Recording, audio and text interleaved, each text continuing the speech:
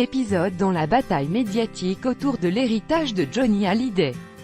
Sébastien Farran, ami et manager du chanteur décédé le 6 décembre dernier, est sorti de son silence ce dimanche dans les colonnes du JDD pour défendre la veuve du rocker, à quelques jours du premier round judiciaire, qui opposera ce vendredi, David Hallyday et Laura Smet à leur belle-mère, Laetitia Hallyday.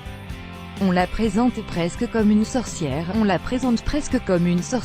déplore l'ex-manager de la star, qui dénonce une campagne calomnieuse orchestrée pour démolir son image, sa réputation, et celle de son mari.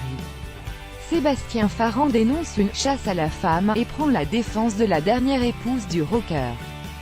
David et Laura, en 7 ans, je les ai très peu vus, vous savez comment sont les familles recomposées, bien sur le papier, moins bien chez le psy.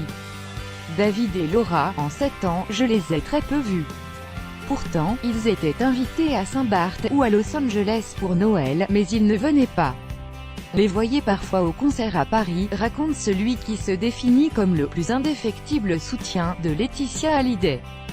Pour lui, David et Laura s'en étaient sortis. Ils avaient de quoi vivre bien et ils savaient que son nom n'y était pas pour rien, ce qui est normal, estime l'ex-manager concernant le testament de Johnny. C'était parti pour la guerre atomique, jusqu'à l'inhumation à Saint-Barth, c'était l'entente cordiale dans la famille, dès le lendemain, clap de fin, détaille-t-il. Laetitia reçoit un recommandé de Laura qui lui demande le nom de son notaire puis David fait un communiqué pour dire qu'il ne participera pas à l'album posthume. Ça ne lui avait pas été proposé, nous avons fait une réponse d'avocat, c'était parti pour la guerre atomique, elle n'a pas compris, affirme-t-il. L'album de sa vie, sûrement le plus personnel, au cœur de la bataille, l'album posthume du chanteur, l'album de sa vie, sûrement le plus personnel, avance Sébastien Farran. Un véritable album de rock'n'roll, promet-il. Dès qu'il a su qu'il avait un cancer, il avait arrêté de fumer.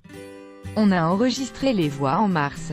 Du coup, sa voix est extraordinaire, l'ingénieur du son n'en revenait pas, annonce encore l'ancien manager.